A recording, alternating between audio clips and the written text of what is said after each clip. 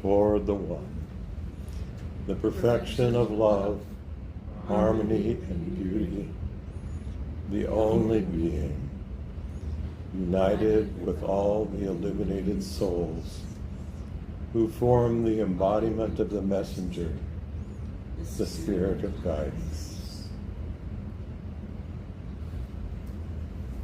Tonight our theme is surrender, but we're going to interplay with this theme Dharma and harmony and uniqueness. In religion, both Eastern and Western religion, usually surrender has a connotation of just totally dissolving any sense of identity and a merge with the absolute, however that's defined in the particular tradition. But in Sufism, at least some Sufis, the purpose of existence is awakening of divinity in life.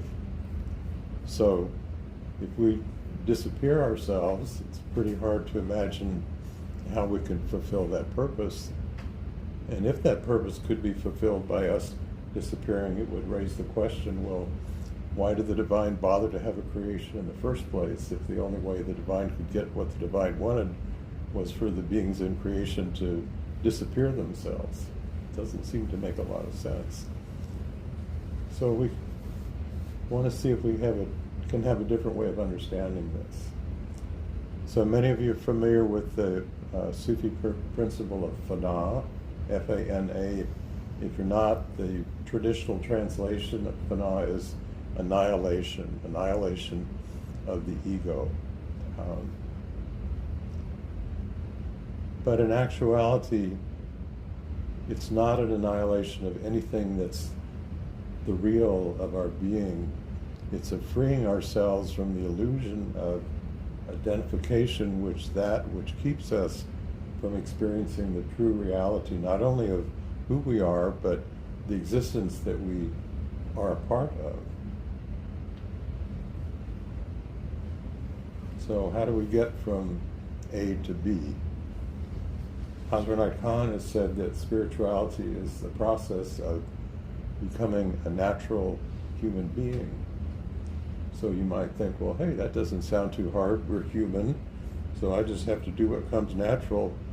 But perhaps we've been trying that for a long time, and if we're still on a spiritual path, it doesn't seem to have gotten us to where we want to get to. So it takes practice, and it takes a lot of discipline to learn to awaken subtle aspects of our being. So to begin with, we can have a perception of a reality that's much more than what we think it is, and also so that we can discover that there's much more to our own being than we ever realized. Because generally we're identified, or I'd say 99.99% of the time, we're identified with our physical self. We're identified with this body, this mind, these emotions, our personality, and we're seeking to understand a greater reality, but from the perspective of, this is me, and I want to understand what that is. And after a while, we may discover we can go on that way for a very long time, but we can never get there that way. Because as long as we're separated from what we're looking for, we can't possibly have a full experience of it. And on the far end of that scale, if we've just totally dissolved any sense of identity, then we may experience a very blissful state of consciousness, not consciousness in the way that we usually think about it, but a very blissful state, and we may think, well, that's it, that's what I want. But if that was the purpose of existence, once again, it raises the question, well, why bother having a manifestation? Talk about unecological, to put all those resources to work if the only point is to go back to where you started from. So, I'm going to read you some quotes, some from Pir Vilayat and some from Hazrat Inayat Khan. This is Hasranite Khan talking about the principle taught by Christ in the Sermon on the Mount. And he says, this may seem to teach a willing surrender to all, but that is not the way to look at it. The real lesson that one can learn from it is to harmonize oneself with all notes instead of with one note. Every note is fixed in its place, so it is that every person is fixed in their ideas and ways. But the one who treads the spiritual path, they are all notes, and they are no note in particular.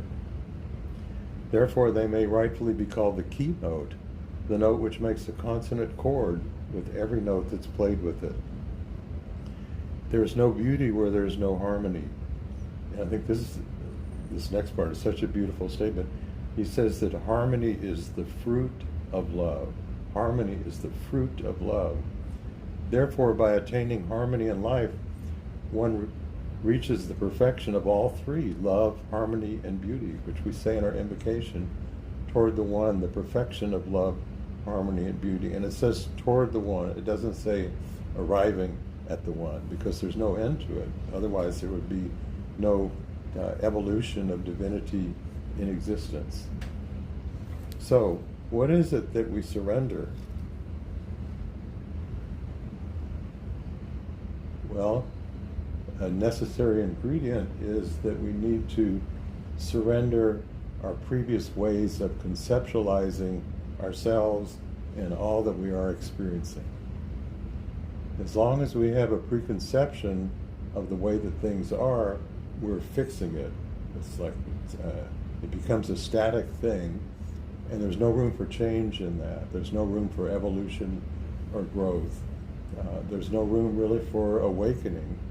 And the Sufis say that God knows him herself through each and everything in creation, in manifestation, and that our Dharma is to participate in the furtherance of this process. And the way that we participate is unique for every human being. And not just human beings, everything in existence. I've said this before, some of you have heard this, that Hasranite Khan said that every atom will have its moment of awakening. And some serious physicists are postulating that even subatomic particles may have a kind of consciousness, not the kind that we have. They're not sitting there thinking, oh, look at that giant nucleus over there. I wouldn't, that's how we're conditioned to think about things. We anthropomorphize up and down. So we have to be willing to let go of that and to be open to a new way of experiencing that is much, much richer than the way that we've experienced before. And anyone, and I bet everyone who's here and everyone who's listening to this recording later on YouTube, at some point in your life has had a mystical experience. You may not have called it that, call it a transcendent experience, call it something that was so different from the usual that it just really stood out in your memory.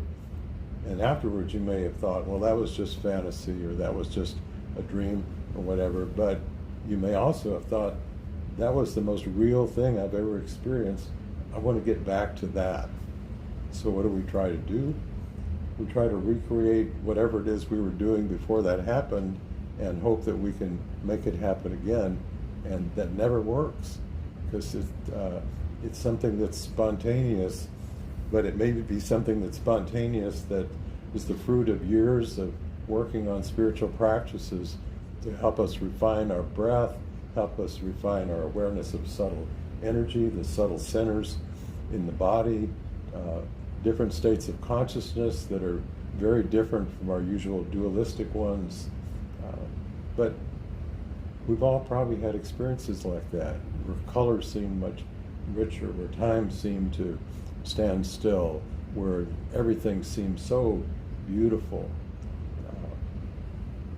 So just take a moment now and reflect on a time or times in your life where you've had an experience like that.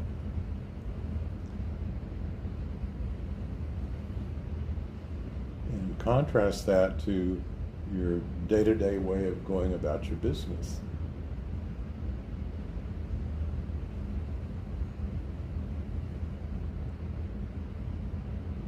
And I'm sure you can experience there's a tremendous difference in those two states, a very qualitative difference in those two states. Because in our usual state, what are we doing? We're projecting what we think is going to happen. We're projecting a linear continuation of what's happened in the past and just presuming, well, it's just going to be more of the same old thing that's been before, but add a little bit here and add a little bit there. We get caught up in an identification with ourselves as beings limited in space and time. You know, we're this body going through our life, aging, having all these different experiences, but we tend to just feel like, well, what's real is just what's happening right now with this, and then we can refer to memories of what's happened in the past, and then we can anticipate what we think might be happening in the future. But when we do this, we're never really present. And present has a much richer and deeper meaning than just, well, all of you that are at this class tonight are physically present. That's a pretty necessary ingredient for presence, but it's not a sufficient ingredient, because you can be here and then you can be thinking about, well, tomorrow's Monday and there's all these things I need to take care of, and then something happened earlier today and, well, I should have done this or that. And it's very hard just to keep our attention focused on the present. It's very hard to maintain an openness of beingness that enables us to have a freshness of what we experience. So the Sufis say that there's a new creation born in every instant. The physicists say that time is not continuous. There's the smallest discrete unit of time, the Planck unit of time, and it's just like frames in a movie, really. We go to the movies and it looks like it's just continuous, but if we had the means of perceiving it, we would just see this frame, this frame, this frame, this frame, this frame, but we think it's all just flowing together. We think of our lives like that. It's this continuity of just going through time, but in actuality, our being encompasses all the experiences, past, present, and future. But our awareness gets focused right here.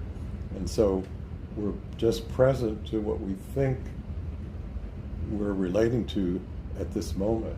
So we squeeze things down into a very narrow frame of reference in which the possibilities for something breaking through are pretty limited. So Pirvalaya would talk over and over about one way to describe spirituality is we free ourselves from our conditioning. So we're conditioned by our upbringing, we're conditioned by social norms, and so on, but the most powerful conditioning is our way of conceptualizing who we are and the world that we think that we're in. And because just about everybody else has that same conditioning, it seems like, well, what else is there? You might talk to someone about spirituality and go, you know, if I can't see it and feel it, it doesn't exist. And so if your mind is closed to new possibilities, all these amazing things could be happening all the time, every day, even in ordinary actions, but you don't perceive them as that. It's just like, another day, go through this day, you know, tomorrow, well, the weekend's coming, maybe things will be better then. But if we have a freshness of perception, there's always amazing things happening all the time, every day, multiple times. And at first, when we start to notice them, it's wonderful. It's a good step. But then what do? We pull back and go, that was really neat, you know, and we start thinking about it, and we've immediately cut ourselves off from having more experiences like that, because now we're back in a fixed frame of reference trying to make sense of something that's already past. It's no longer present. Okay, so what's the antidote to this? Well, there's many parts of the antidote. One is a Sufi term that some of you have heard before called Tawil, Tawil. And what Tawil means is harmonic perception. It means seeing the deeper reality. Pure Light would say, seeing that which transpires behind that which appears. Those of you that have been going to Diane's class, she's been teaching based on a book, Pure Light, with that title.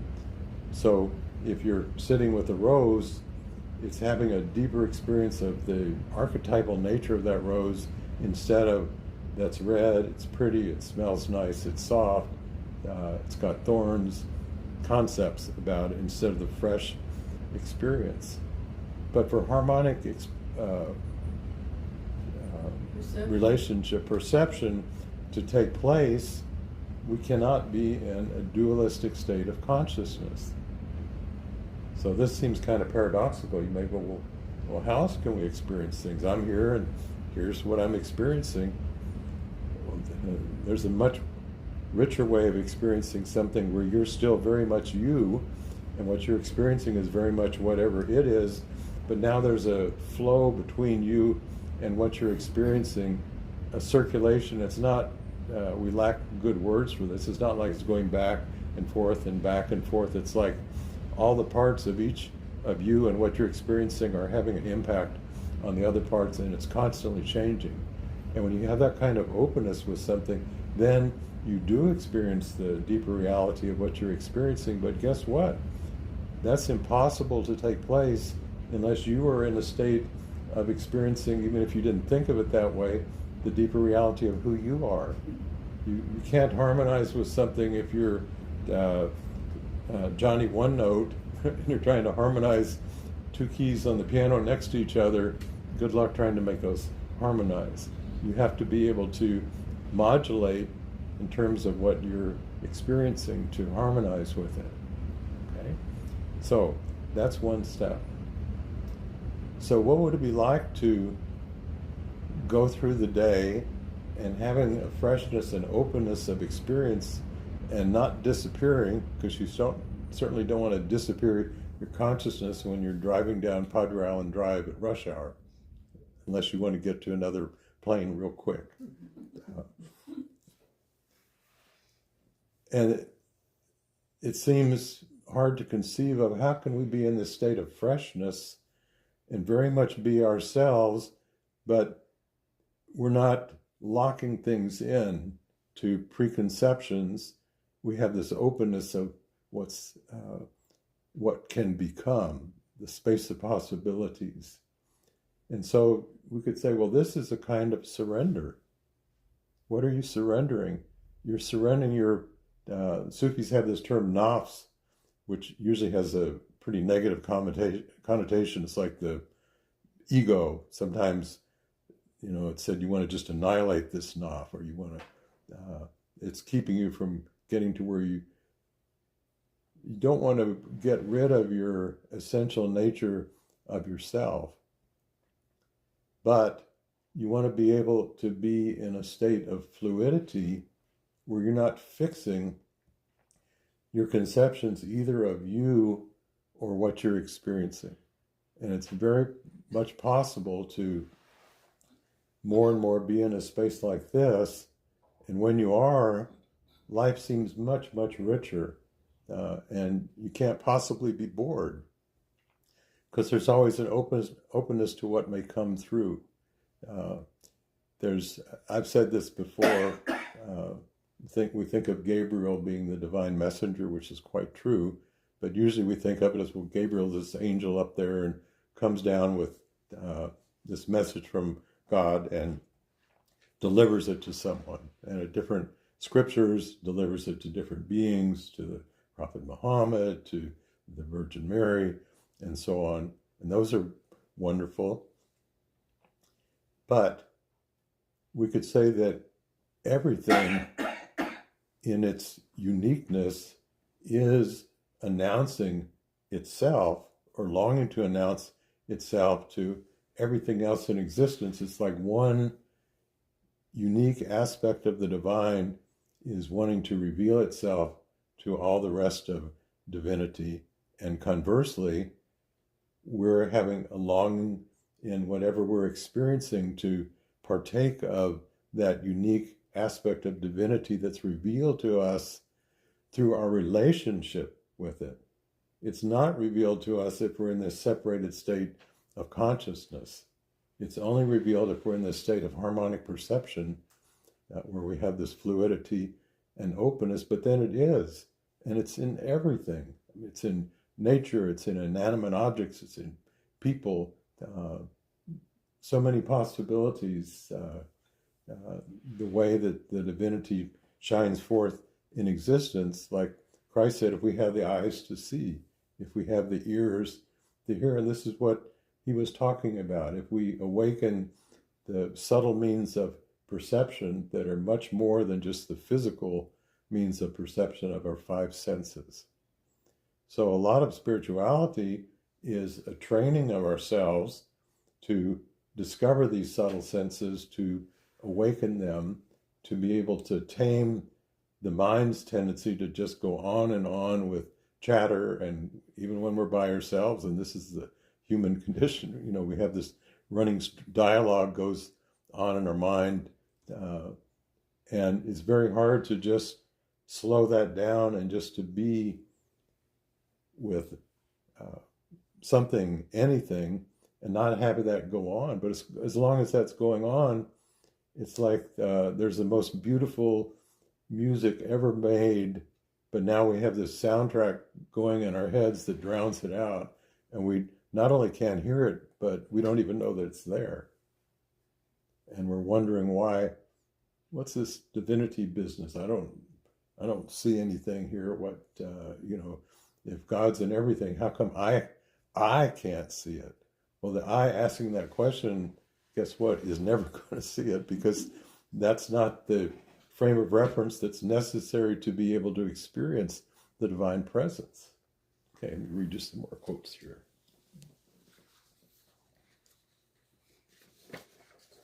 Well, first of all, I want to refer to the Bhagavad Gita, which I think is one of the most beautiful and remarkable scriptures. And the essential message of the Bhagavad Gita is, be not attached to the fruit of your actions. So it's act for action's sake, but not being attached to the fruit of your actions. And thinking about this, well, that's pretty easy to understand that. But maybe a deeper meaning of that is not being attached to the fruits of your actions. We could translate that, don't grasp and hold on to your images and thoughts and conceptions about the way reality is and who you are. Let go of that so you can act without being burdened and held back by that. So it's releasing that. You're not trying to force anything to happen. It doesn't mean we don't have desire. So let me do a segue here. Hazrat Khan uses an analogy of the divine central sun, S-U-N, and every soul is like a unique ray of that sun. And I like to think that every soul was launched, so to speak, as a unique prayer of the divine. And what is the prayer? The prayer is an intention for what might become, but the divine can't possibly know what is going to become, because if the divine could know that, then the divine would gain nothing by your existence. You see what I'm saying? It's like, God's got Netflix, and there's a new show coming on, but he's always, or she, it's ruined by spoilers. If God always knew what was going to happen, not so much fun to watch. We like to be surprised. So the divine has an intention.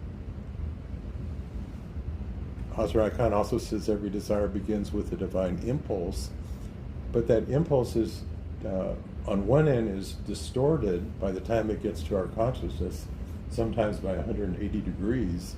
So certainly every desire that people have is not necessarily a very divine desire, but the original divine impulse, in a good way, gets transformed by the wisdom gained from our life's experiences. And so something is returned to the divine more so than what was put out by that divine impulse. And that's another way of saying what our Dharma is. Our Dharma is to reach a state where we're not only giving back, and it's not just giving back up in the transcendent direction, it's giving back to all of existence what is gained by our unique experiences of our own divinity and our relationship to every other aspect of divinity that there is. So that, and what does that lead to? It leads to an evolution of the divine being. So I've said this before, I think it's an outdated notion to think that God is this static being that never changes, that is unaffected by existence. I think what we think of as the transcendent is affected by what happens in creation, and the capacity for the divine to experience the divine's own being is continually augmented by the awakening of beings in existence, which we contribute to by our spiritual journey. Okay, that was a long segue. Let me read you some more quotes here.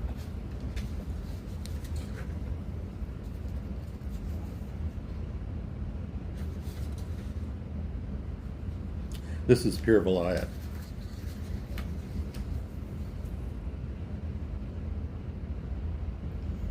To avail ourselves, this is Hazrat Khan, and then Pir Vilayat.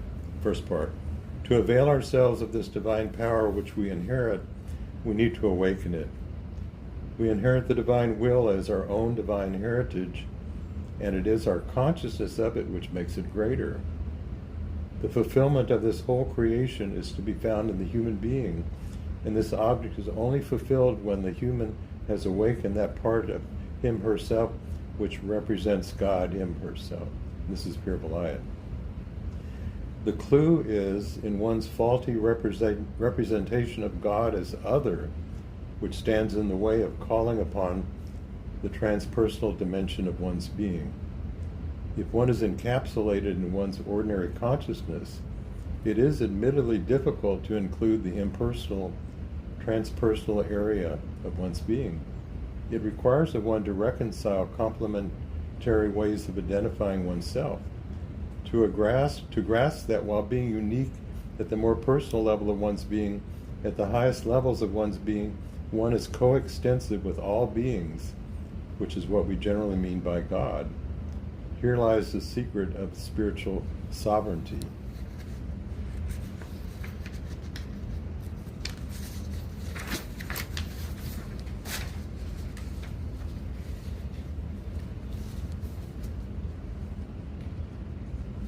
And this is talking about fana. This annihilation or non-existence is not the destruction of your true essence, but the shedding of that which is not truly you, the limited and imperfect self.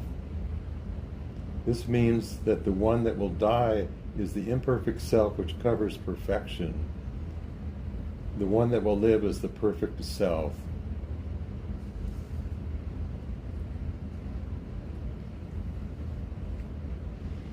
When this happens, the whole of a person's being is attuned to God, and everything within them serves God. In this process, the true self, which is inherently unique and reflection of the one being, shines forth. Your uniqueness, therefore, is not lost in surrender, but is revealed as a distinct manifestation of the divine. It is the ego, and this is little ego, which the false identification of self, the false veil, which attempts to claim a uniqueness that is separate and limited. When that veil is lifted through love and surrender, your true divine uniqueness is free to express itself as an eternal facet of the one. So we can't possibly lose anything that's our true self. But sometimes there's a fear when people are on the spiritual journey, well, what's going to happen to me? I won't be here anymore if I reach the goal of this particular path. And we have a kind of a survival instinct, we don't like the sound of that too much. But we can't lose that. But what we gain is an awareness of how we are each an integral and a unique part of the totality of the divine being awakening to itself. So everything that we're experiencing is participating in this never-ending process of divinity awakening to itself. So every interaction that you have with another person, or just being by yourself or being in nature, your way of relationship to what you're experiencing can either be the typical separated, think about it, conceptualize it, or it can be a contributor by engaging in this process of harmonic perception, of bringing about an awakening, and the awakening that takes place in your relationship with you and anything else is more than what could possibly take place by yourself. There's certainly a great deal of awakening that can take place by your own devices, but there's a further and a different kind of awakening that can only take place by the interplay of two aspects of the divine being in relationship with each other, and then there's a mutual discovery of something that arises from that, and that's that freshness in the new creation that takes place. But it only takes place by the relationship being that way. So if you're still in the dualistic state, you could be around 1,000 enlightened beings, and you might look at them and go, wow, those are pretty cool people, but you still would be having a very limited experience instead of realizing that you're part of that same divine symphony, but you're a unique note to it, and you're not just playing the same note over and over, back to harmonize, back to improvising. Okay?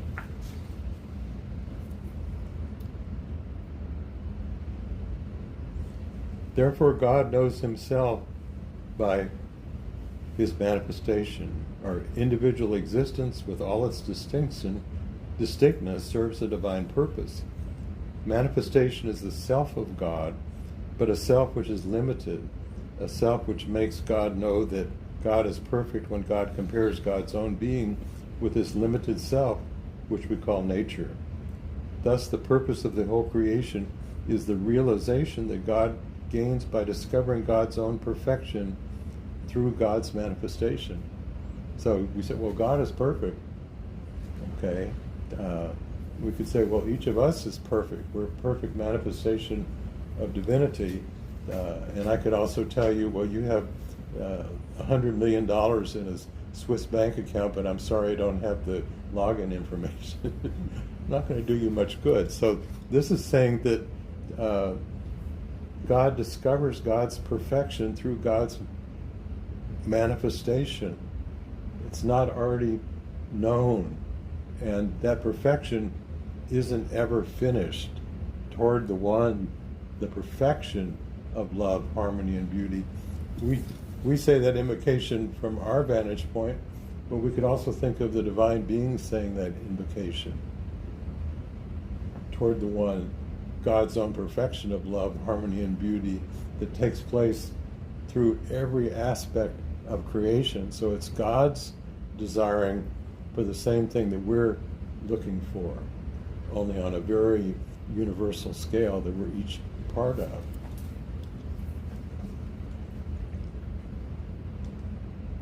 Each soul, being a part of God, reflects God's will and being. The soul of every individual is God, but God has a mind and a body which contain God according to the accommodation. Indeed, all faces are God's faces, and from all lips it is God's word that comes. Our distinctness, our individual light, is a direct emanation from the divine, contributing to the richness and complexity through which the beloved experiences and knows him herself. I'll read that again. Our distinctness, our individual light, is a direct emanation from the divine, a ray from that divine central sun, contributing to the richness and complexity through which the beloved experiences and knows God's self.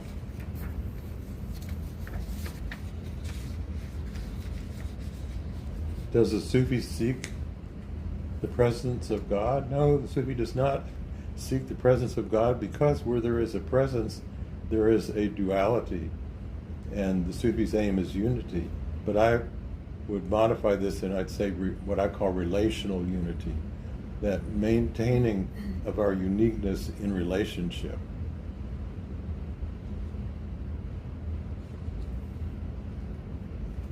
Therefore, the divine experience of our presence is not as an observer looking upon a separate creation, but as the one being which lies beyond all things, experiencing the consciousness alone.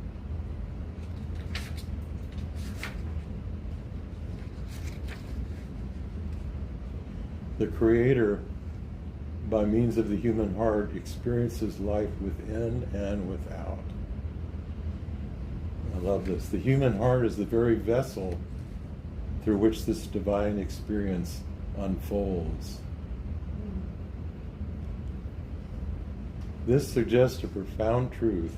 Our individual experiences of joy and pain, our moments of striving and realization are not unknown to the divine, for the divine is the very essence of that experience.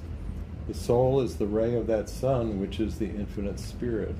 The soul is the action of the heavenly sun.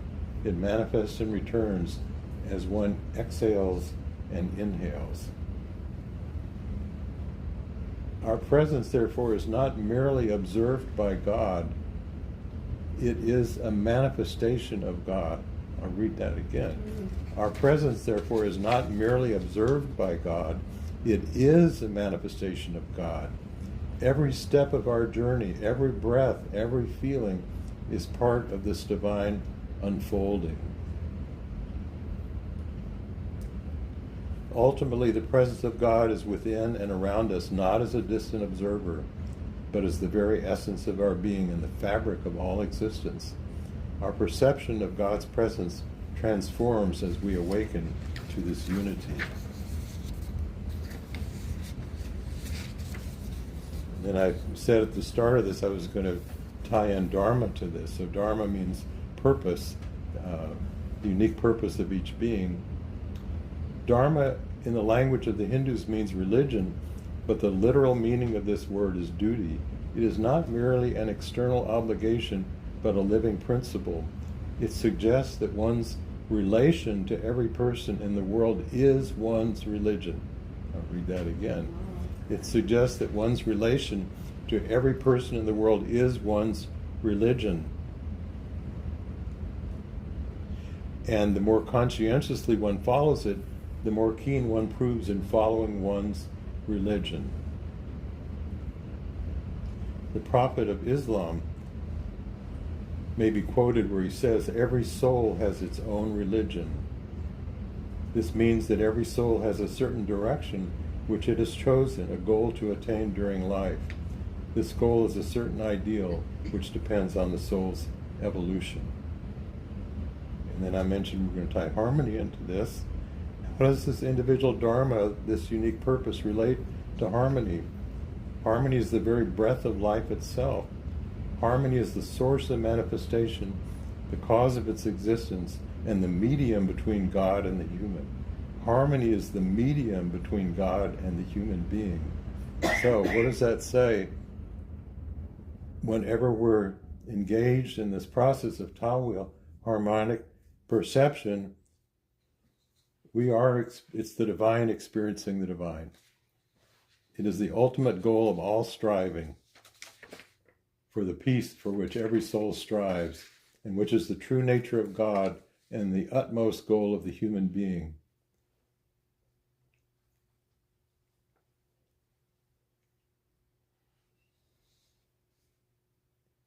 To obtain spirituality is to realize that the whole universe is one symphony. In this, every individual is one note, and their happiness lies in being perfectly attuned to the harmony of the universe. When one neglects their unique Dharma, they create disharmony.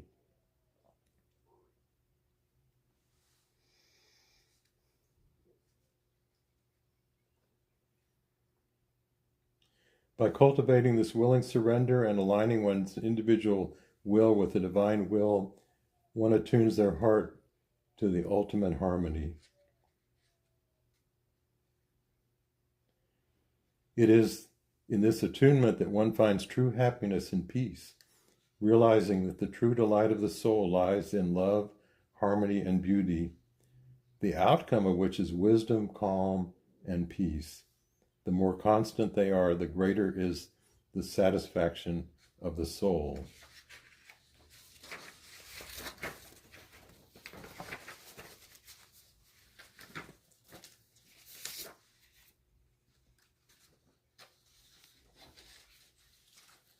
So we've gone on a journey here and we've woven together surrender, Dharma, harmony, uniqueness, ta-wheel, harmonic relationship.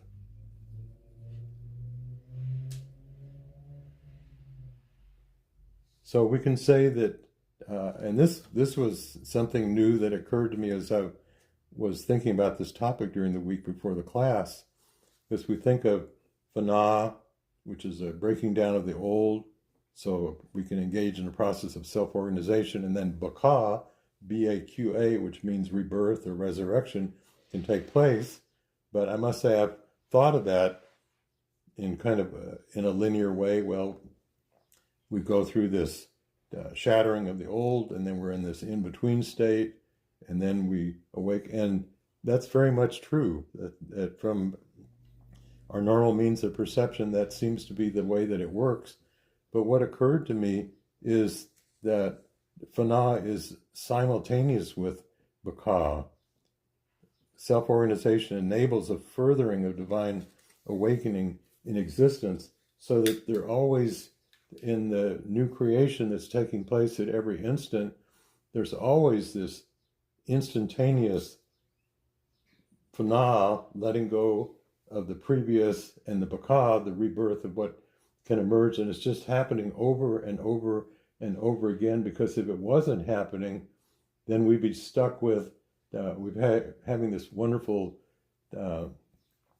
rebirth kind of experience, but then we get pulled back into thinking about this is really wonderful. We have to go through the letting go of holding on to our conception of what that's like, because if we did, we'd be freeze framing it, and we'd be closing the door to the possibilities of what's even better that hasn't taken place yet.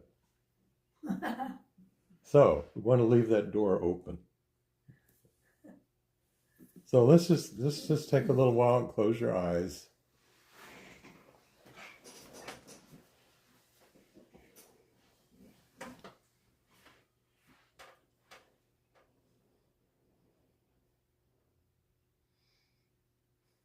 And from one vantage point, all this perhaps sounds pretty complicated, but from another vantage point, nothing could be easier.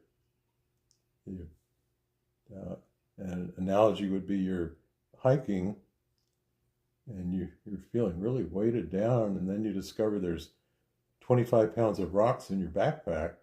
So as soon as you take those out, it's much easier to continue on your journey.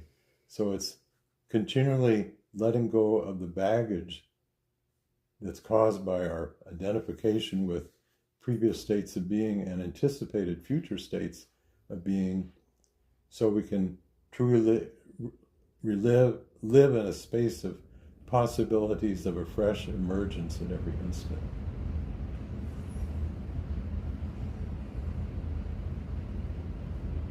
So just notice your breathing.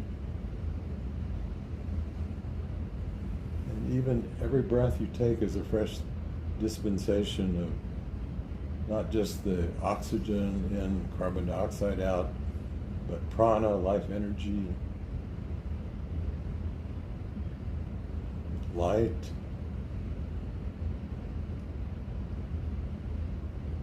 and the very cells of our body are transformed by this. And as we exhale, we're radiating light, magnetism.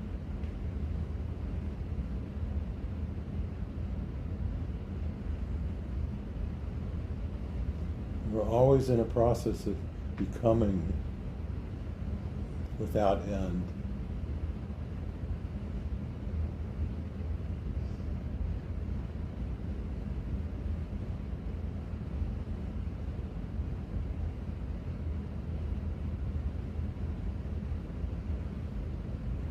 And we have this priceless gift of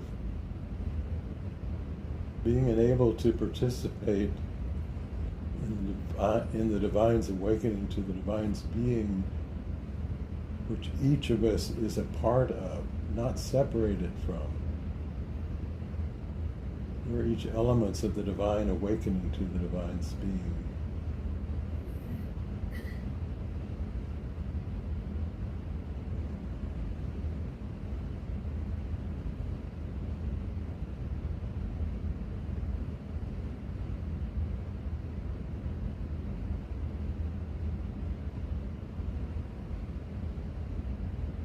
Someone asked Hazar Night Khan, does the soul journey through the planes?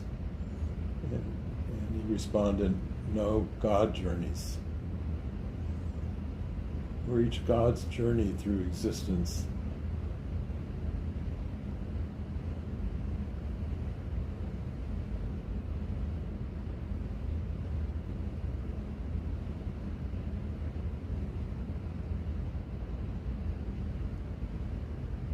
And our religion is our life.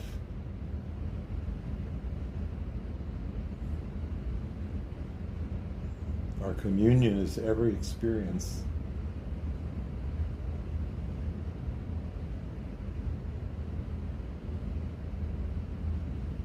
Our temple is the universe.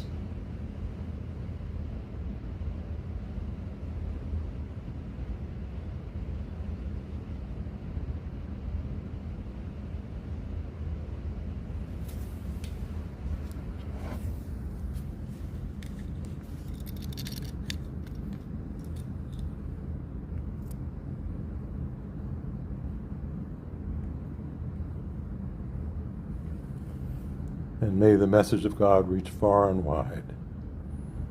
Amen.